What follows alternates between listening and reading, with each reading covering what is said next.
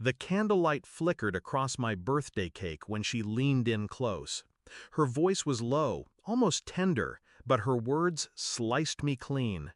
"You're jealous of your brother." I froze, fork still in my hand. 10 years of sacrifice, of shouldering bills, rent, groceries, emergencies, for them, for her. And still, she reduced me to envy. My reply cut sharper than the knife I hadn't yet used to slice the cake. "Then let him pay your bills." I didn't raise my voice. I didn't need to. I stood, pushed the chair back, and left the candles burning. That was the night I made my decision. They always said family came first, but family had always meant me. The fixer, the provider, the one who bailed them out when checks bounced, when cards maxed, when landlords knocked. My brother Adrian was the golden boy, charming, useless, and eternally broke. But to my mother, he shone brighter than I ever could. I noticed the pattern years ago. Adrian failed, I paid. He gambled, I covered. He smiled, and they excused. Me? I worked 2 jobs, paid the mortgage, and carried the weight of their lives like it was stitched to my spine. At first, I thought it was love, then duty, then habit. Until that night when I finally saw it for what it was: exploitation dressed as family loyalty. The shift happened quietly inside me. No tears, no yelling, just clarity.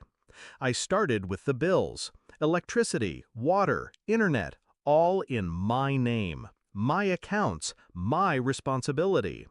I called each provider one by one, my voice steady, polite.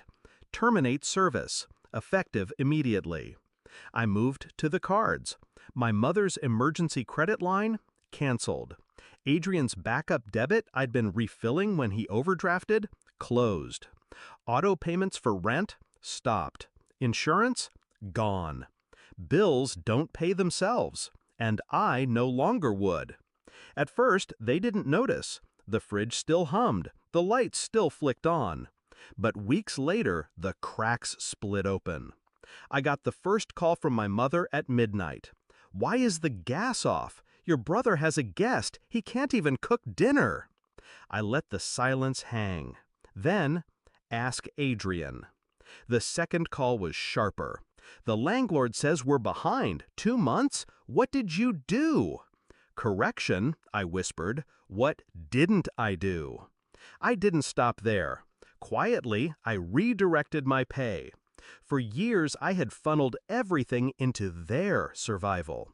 Now, it flowed into me. I signed the deed to my own apartment. Sleek, modern, paid in full. While they fought over overdue notices, I unpacked new furniture and poured myself wine. Revenge doesn't always roar. Sometimes it whispers, "No."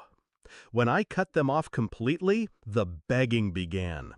Adrian showed up at my work, his charm cracked, his smile twitching under the weight of overdue balances. "You can't just leave us like this," he hissed. "Can't I?" I said, looking him dead in the eye. "Welcome to adulthood.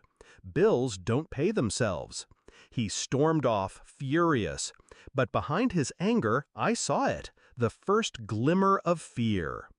The climax came the night of the reunion. 10 years, and not once had they invited me. Every summer they gathered, laughing, posting photos, pretending I didn't exist. This year, though, the tables turned. The knock at my new front door came at dusk. When I opened it, their faces drained of color. Marble floors, high ceilings, the smell of catered food drifting from the kitchen.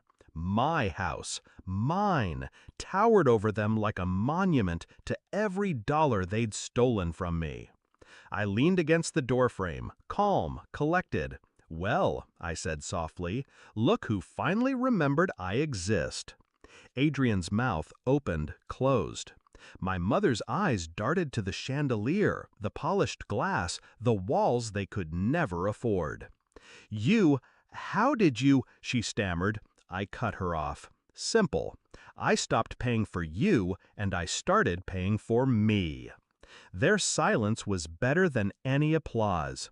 Adrian finally spoke, desperation leaking through his perfect facade. You can't mean this. We're family. I stepped closer, letting the weight of my words fall like a hammer.